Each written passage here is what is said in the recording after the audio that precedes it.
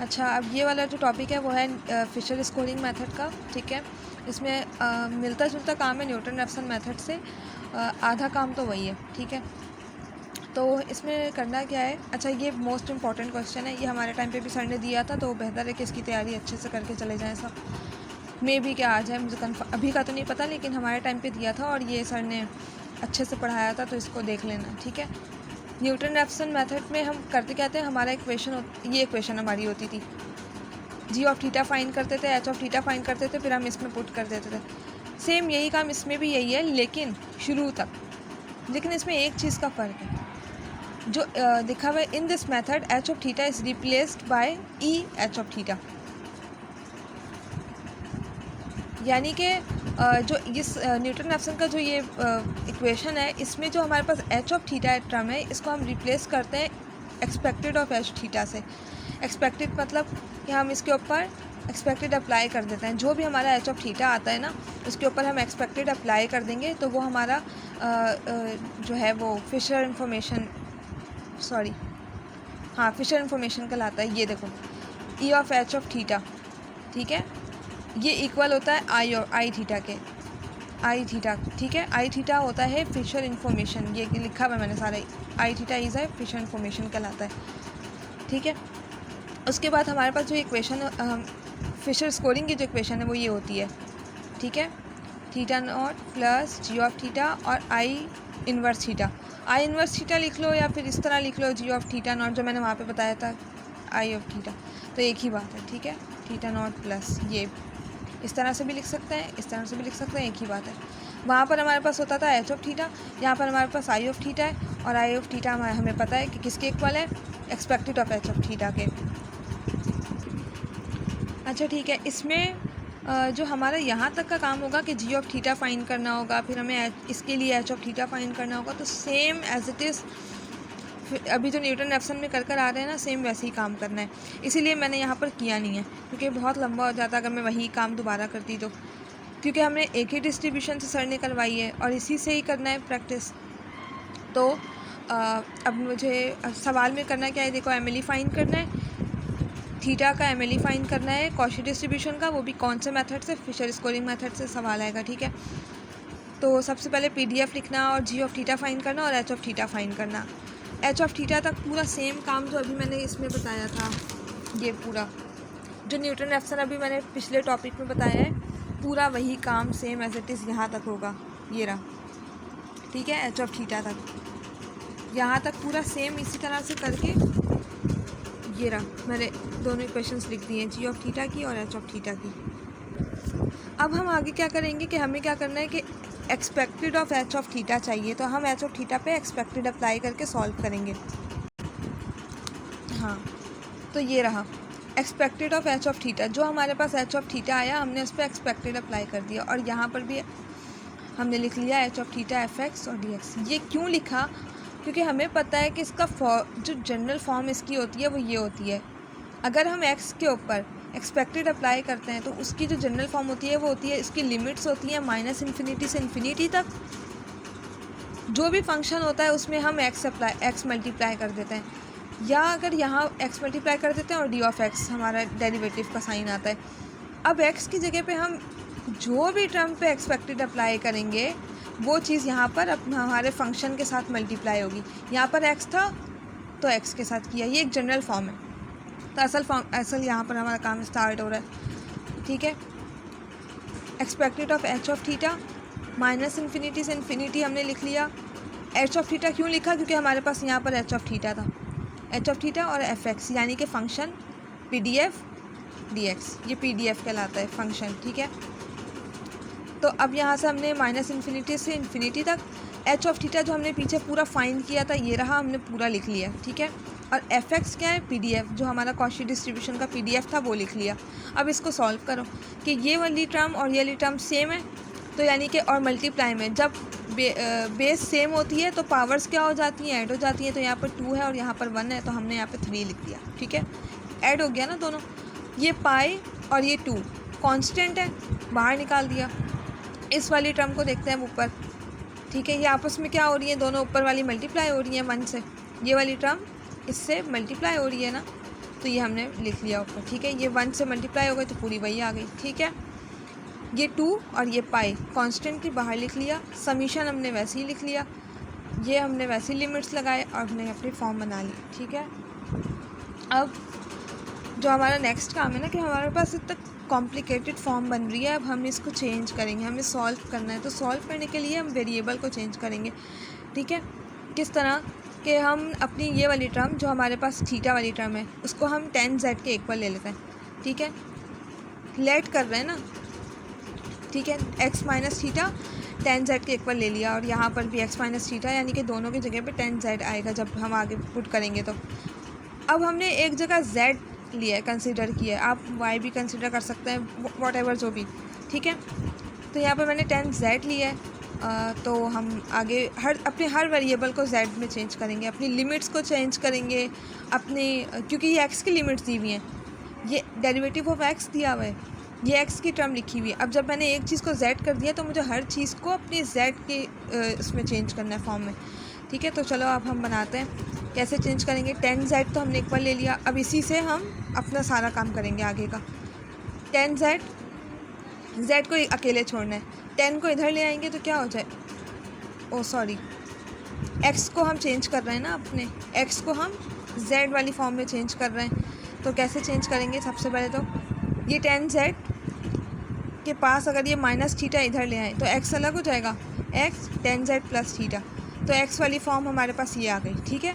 x की form हमारे पास इस फॉर्म में चेंज हो गई, ठीक है, z वाली। अब इसका डेरिवेटिव ले लेते हैं, तो dx हो जाएगा ये, और tan z का डेरिवेटिव होता है sec स्क्वायर z, ठीक है। tan z का tan थीटा का डेरिवेटिव होता है derivative of sec square theta, ठीक है।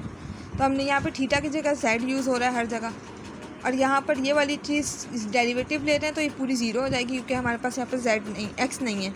मैंने बताया था कि जहाँ पर वेरिएबल ना हो वो ज़ीरो हो जाता है।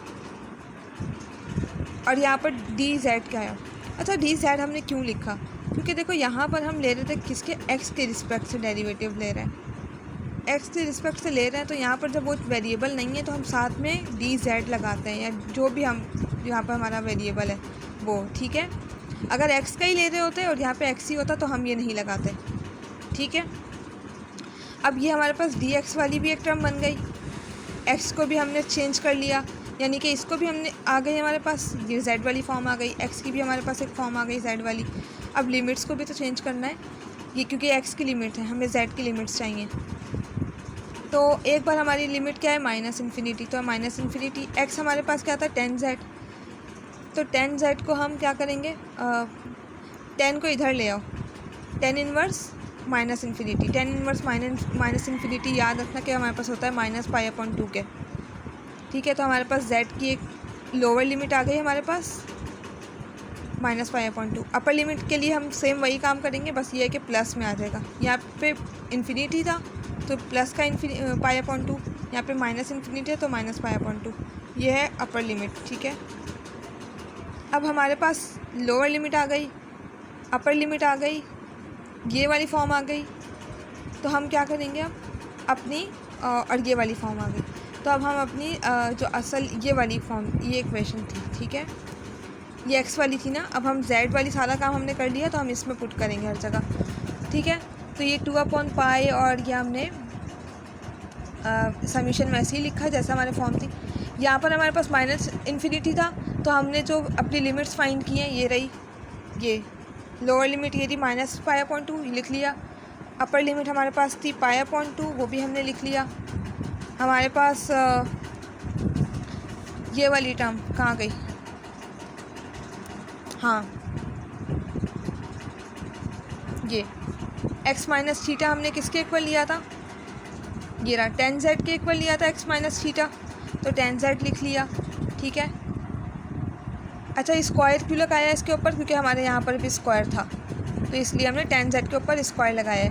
ये वाला -1 हमारे पास, ये -1 वैसे ही आ गया, नीचे वाली टर्म वैसे ही आ गई, सिर्फ x माइनस थीटा की जगह पे क्या आएगा, tan z आएगा, तो ये रहा tan z लिख लिया। और स्क्वायर क्यों आया, क्योंकि वहाँ पर था, और यहाँ पर ये dx था, dx हमारे पास, dx को भी तो हटाना है, तो dx के लिए हमने जो फाइंड किया ये रहा, वो हमने पुट कर दिया, अब हमें पता है कि tan स्क्वायर z, ये सारे ट्रिग्नोमेट्रिक फंक्शंस में हमने पढ़े हुए हैं, तो ये सारी चीज़ें याद करनी होगी कि ये किसके इक्वल होता है, किसके इक्वल होता है। ये tan स्क्वायर थीटा हमारे इक्वल होता है 1 + tan स्क्वायर थीटा ना, इक्वल होता है sec स्क्वायर थीटा के।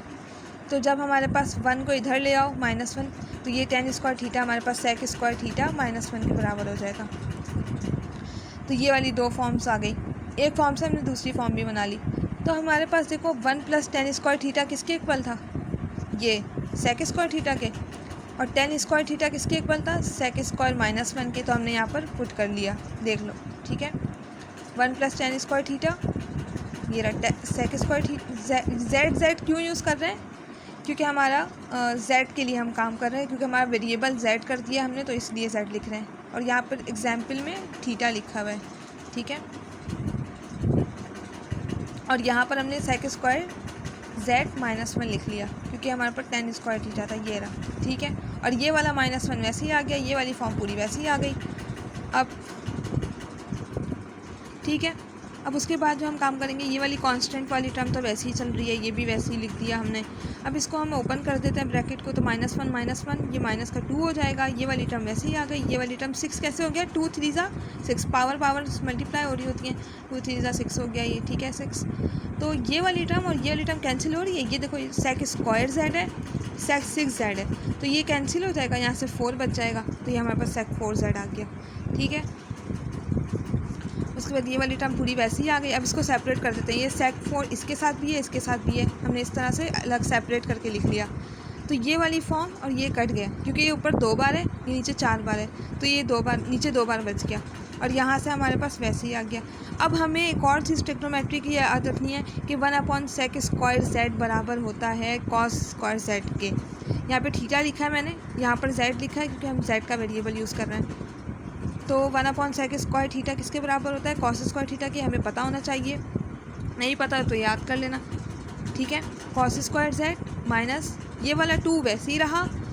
अब ये 2 को अलग लिख लेती हूँ, और ये 1/ ये आ गया, ठीक है, ये 1 इसके साथ है, तो 1/sec 4z, तो sec स्क्वायर z कर लो, यानी कि 2 बार कर लो, 1/square z 1/sec square z 2 बार आ गया।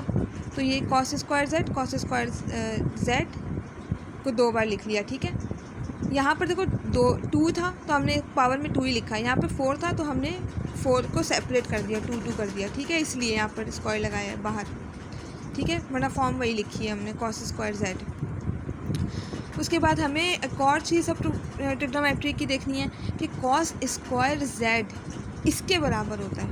यहाँ पर हमारे पास इसके इक्वल था, ये सारी फॉर्म्स एक जैसी होती हैं, तो ये याद रखना है कि 1/sec square z cos square z theta के बराबर होता है।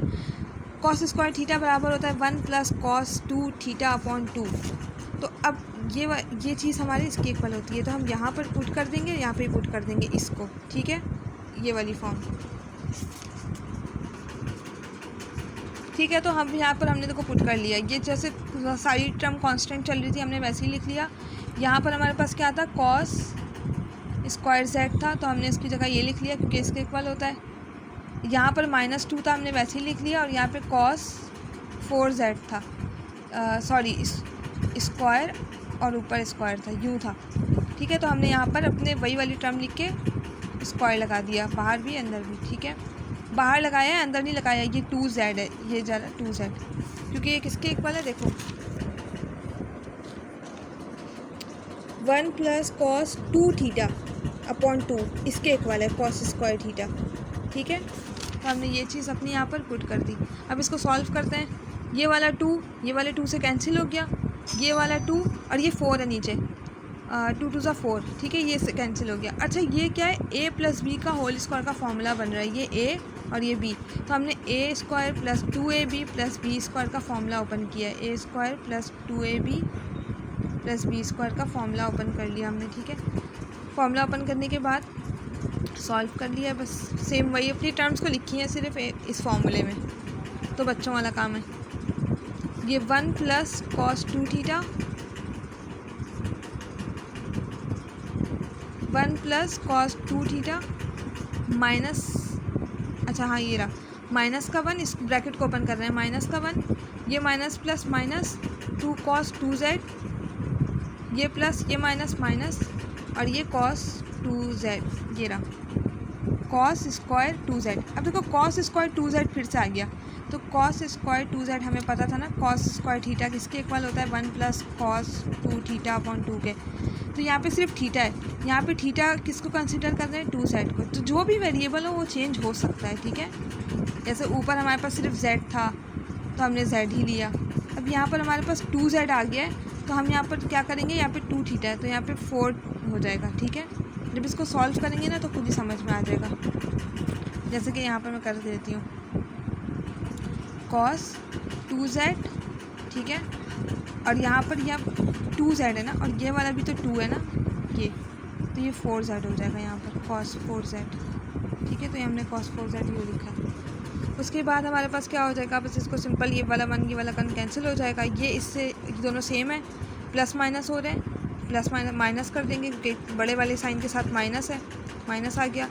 ये वाला माइनस 1/2 ये रहा, प्लस माइनस माइनस, और cos 4z/2, ये 2 इसके साथ भी है इसके साथ भी है, तो इसको सेपरेट करके लिखा है यहाँ पर। अब इंटीग्रेट करना है इसको। इंटीग्रेट करते वक्त हम देखेंगे कि cos 2z मतलब cos थीटा का इंटीग्रेट करते वक्त क्या बनता है, क्या फॉर्म बनती है, तो हमने यहाँ पर लिख लिया, ठीक है।